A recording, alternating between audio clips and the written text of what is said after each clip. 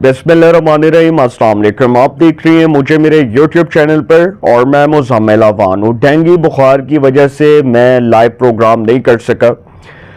कुछ तबीयत नासाज थी और बुखार था जिसकी वजह से मैं ये लाइव सेगमेंट नहीं कर सका। आज ये एक्सक्लूसिव प्रोग्राम मैं आपके साथ कर रहा हूँ। पाकिस्तान मुस्लिम लीग नून और पाकिस्तान पीपल्स पार्टी का वफाक में इत्तेहाद क्या ख़तरे में पड़ चुका है। जो इनके दरमियान तलखियाँ वो मज़ीद बढ़ रही हैं और वाक़फ़ान हाल ये ख़बर दे रही हैं कि ये इत्तेहाद किसी भी वक्त ख़त्म हो सकता है, वफाक के अंदर भी और पंजाब के अंदर भी। अब मुस्लिम लीग नून और पीपल्स पार्टी जो 2024 के आम इंतखाबात के बाद ना सिर्फ इत्तेहादी बने बल्कि इन्होंने कौमी हुकूमत बनाई, एक नेशनल गवर्नमेंट बनाई और ज़्यादा नशिस्तें होने के बाद ये फैसला हुआ कि पाकिस्तान मुस्लिम लीग नून की जानिब से मियाँ शहबाज शरीफ साहब जो हैं वो वज़ीर आज़म के लिए उम्मीदवार नामजद होंगे। वो दूसरी बार इस मुल्क के वज़ीर आज़म बने और पाकिस्तान पीपल्स पार्टी की जानिब से आसिफ अली ज़रदारी साहब को सदर मुमलिकत के लिए नामजद किया गया। आसिफ अली ज़रदारी साहब दूसरी बार सदर मुमलिकत के लिए नामजद हुए। अब ये जो कोलिशन गवर्नमेंट है इसमें फड्डा क्या चल रहा है, असल में जो इत्तेहाद है उसमें रोला क्या पड़ा है, इस हवाले से बात करूंगा। एक बड़ी इंपॉर्टेंट स्टोरी जो है वो डॉन न्यूज़ की खबर है और वो जो डॉन न्यूज़ की खबर है वो एक ऐसी स्टोरी है जो हकीकत को बयान कर रही है, जो हकीकत को वाज़े कर रही है, जो समझ लें जो एक बायलाइन स्टोरी है जो मैं आपके साथ डिस्कस करूंगा। वो बड़ी इंपॉर्टेंट है और बड़ी रेलिवेंट स्टोरी है। फिर दूसरी बात जो पाकिस्तान पीपल्स पार्टी की जानिब से बयानात आ रहे हैं इस हवाले से, पाकिस्तान मुस्लिम लीग नून की जो समझ लें कि रहनुमा और वज़ीर आला पंजाब मोहतरमा मरियम नवाज साहिबा जो आए दिन पीपल्स पार्टी के खिलाफ बयानात दे रही हैं। पीपल्स पार्टी बहुत तंग आ चुकी है, पीपल्स पार्टी सर पकड़कर बैठ चुकी है कि मरियम नवाज साहिबा पाकिस्तान पीपल्स पार्टी को टारगेट क्यों कर रही हैं। वो इसलिए टारगेट कर रही हैं कि पीपल्स पार्टी ने पंजाब में सैलाबी सूरत हाल के ऊपर जो सियासत की है इस पर पंजाब में बड़ा शदीद गम और गुस्सा पाया जाता है और पंजाब के जो अवाम है, बिलखसूस जो पंजाब की अवाम है, उसको बहुत बुरा लगा पीपल्स पार्टी का इस किस्म का रवैया कि एक डेमोक्रेटिक जो पार्टी है, एक जमहूरी पार्टी जो जमहूरियत के ऊपर यकीन रखती है, मोहतरमा शहीद बेनज़ीर भुट्टो का जो फ़लसफ़ा था वो जमहूरियत का आकाश था, वो जमहूरियत, वो प्योर डेमोक्रेटिक एक समझ लें कि उनका किरदार था। और जिस तरह वो इस मुल्क की 2 बार प्राइम मिनिस्टर रही हैं, इलेक्टेड प्राइम मिनिस्टर रही हैं, उन्होंने बहुत अच्छी तरह बतौर वज़ीर आज़म सर्व किया। वो एक अलग बात है कि उनको आईनी मुद्दत पूरी नहीं करने दी गई, बल्कि पाकिस्तान में कोई भी वज़ीर आज़म अपनी आईनी मुद्दत पूरी नहीं कर सका। तो अब जो बयानात हैं वो मरियम नवाज साहिबा की जानिब से जो आ रहे थे उस पर पीपल्स पार्टी ने काउंटर अटैक किया। शर्जील इनाम मेमन जो पीपल्स पार्टी के रहनुमा हैं और सिंध के सीनियर वजीर हैं, उन्होंने कहा कि उंगली तोड़ने तक के बयानात दिए गए। उन्होंने कहा कि उंगली तोड़ने जैसे बयानात दिए गए जिससे हम नहीं डरते। उन्होंने कहा कि पंजाब का असल टारगेट वफाक है। ये शर्जील इनाम मेमन कह रहे हैं कि पंजाब हुकूमत जो है उसका असल टारगेट वफाक है, उसका असल टारगेट फेडरल गवर्नमेंट है। अब वो ये इल्ज़ाम दे रहे हैं कि मरियम नवाज साहिबा जो है वो दरअसल पीपल्स पार्टी को टारगेट नहीं कर रही, वो बिलखसूस अपने चचा की हुकूमत को और उनको टारगेट कर रही हैं, अपने चचा को और उनकी हुकूमत को टारगेट कर रही हैं। ये पीपल्स पार्टी की एक बड़ी स्मार्ट मूव है और पीपल्स पार्टी ने एक स्मार्ट मूव के तहत शरीफ खानदान में एक बार फिर लड़ाई और दरारें डालने के लिए इस किस्म का बयान दिया है। ये वो पीपल्स पार्टी है जो अभी तक इस हुकूमत के हक में बयानात दे रही थी और जो पीपल्स पार्टी है बयानात दे रही है कि जी पंजाब का असल टारगेट जो है वफाक है। मुझे आज भी वो वक्त याद है जब नवाज शरीफ साहब जिला वतन हुए 12 अक्टूबर 1999 को, जब उनकी 2/3 अक्सरियत से मुंतखब जमहूरी हुकूमत का तख्ता उल्टा, तो उस वक्त परवेज़ मुशर्रफ ने जिस तरह मार्शल लॉ लगाया, वो इक़्तिदार पर काबज़ हुआ, उसने सरकारी इदारों पर कब्ज़ा जमाया, उसने पाकिस्तान में जमहूरियत का कत्लेआम किया और जिस तरह वो اس کے خلاف ہی پھر اس طرح کی عدالت کا فیصلہ تھا، کیونکہ ظاہری بات ہے 2007 جو ہے وہ پرویز مشرف کا زوال تھا، وہ زوال پذیر ہوا، ایک ایسا ڈکٹیٹر جو اپنے وقت کا سب سے زیادہ طاقتور سمجھا جانے والا نہ صرف جرنیل سمجھا جاتا تھا بلکہ اس کو ایک انتہائی خطرناک اور ایک خوفناک ڈکٹیٹر کہا جاتا تھا ظلم کے والے سے، جس طرح وہ بہت سے لوگوں پر مظالم ڈالتا تھا، جس طرح بہت سے لوگوں کو اس نے جیلوں میں ڈالا، اور پرویز مشرف صاحب جو تھے ان کے دل میں خوف خدا نہیں تھا۔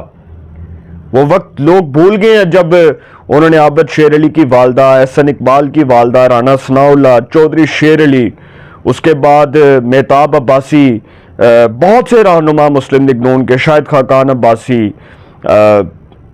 جاوید ہاشمی، اقبال ظفر جگڑا، میں کس کس کا نام لوں، تیمینہ دولتانہ، اور بہت سے نون لیگ کے جو رہنما تھے ان کو پابند سلاسل کیا، اور نون لیگ کے رہنماؤں کو اذیت کا، مشکلات کا سامنا کرنا پڑا۔ تب بھی مسلم لیگ نون کو آفر کی گئی، شہباز شریف صاحب کو آفر کی گئی کہ وہ پرویز مشرف صاحب کے آفر کو قبول کریں اور وہ وزارت عظمیٰ لے لیں۔ پرویز مشرف صاحب جو ہیں ان کا اصل ٹارگٹ نواز شریف تھا، اور پرویز مشرف صاحب نے نواز شریف کو اقتدار سے ہٹا دیا، وہ ان کا ٹارگٹ پورا ہو گیا۔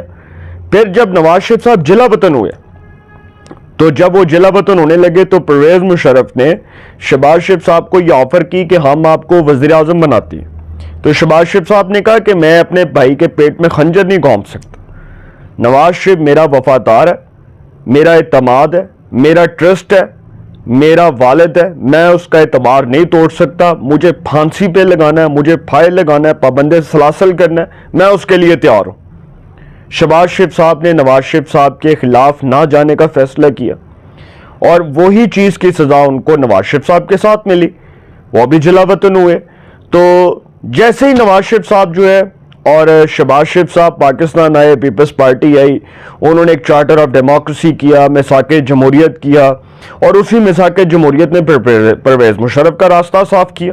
2008 میں یہی نون لیگ اپوزیشن میں تھی، یہی پیپلز پارٹی گورنمنٹ میں تھی، اس وقت بھی ایک دوسرے کے بدترین سیاسی حریف تھے، اور پیپلز پارٹی جو ہے اس کے ہاتھ سے حکومت اس لیے نکلی تھی کہ ملک میں اذیت ناک لوڈ شیڈنگ تھی، شدید مہنگائی تھی، ملک میں کرپشن کا بازار گرم تھا، ملک کے حالات ابتر تھے، غیر یقینی کی صورتحال تھی۔ 2013 میں یہی نون لیگ حکومت میں آئی اور پیپلز پارٹی اپوزیشن میں تھی۔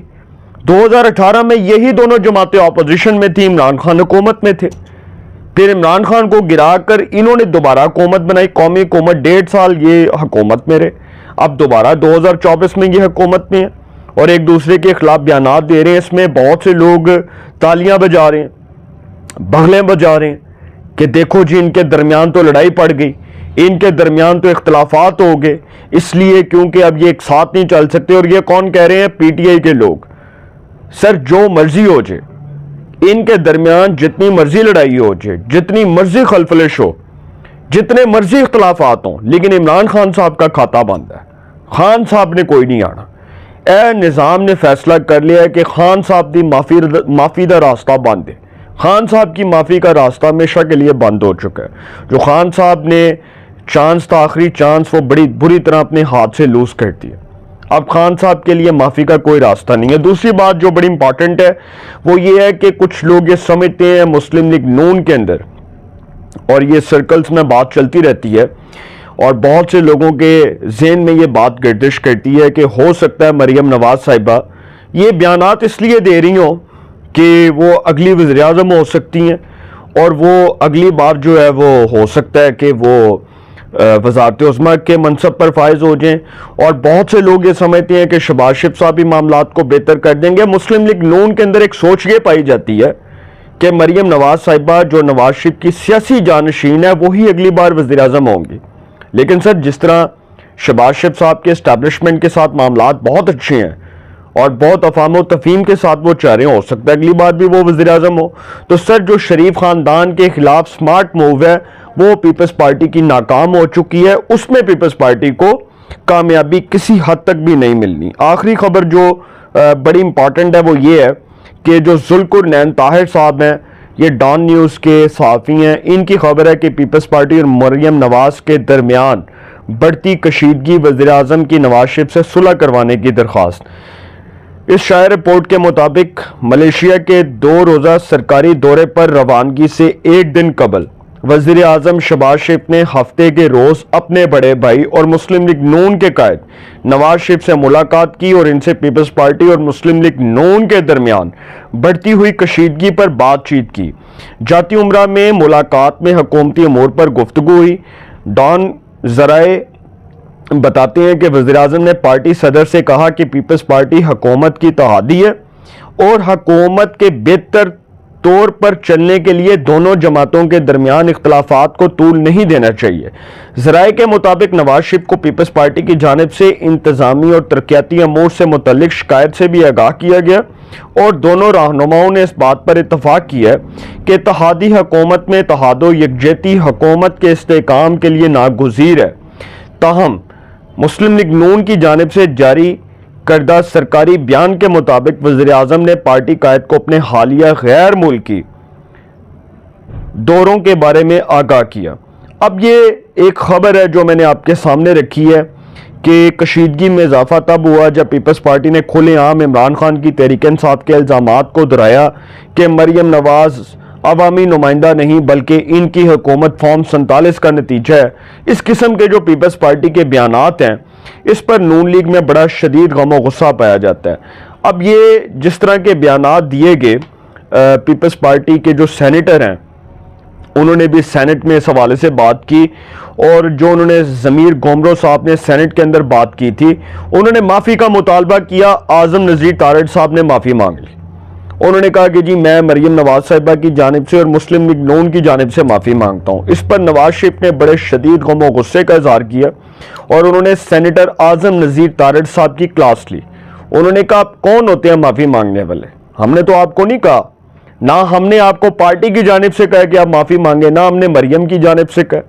تو سینیٹر اعظم نذیر تارڑ صاحب کو پھر بہت فیل ہوا کہ ان کو یہ کام نہیں کرنا چاہیے تھا، حالانکہ وہ بائی پروفیشن ایک بڑے سیزنیبل لائر ہیں اور بڑے پرومیننٹ لا ایکسپرٹ ہیں. بہرحال جو بھی معاملات چاہ رہے ہیں یہ معاملات سر اچھے نہیں ہیں اور جو مسلم لیگ نون اور پیپلز پارٹی کا اتحاد ہے اس کو ابھی تک تو کوئی خطرہ نہیں ہے. ہاں اگر کوئی بہت بڑا خطرہ لاحق ہو بھی گیا تو سر خان صاحب کی معافی کا راستہ بند ہے.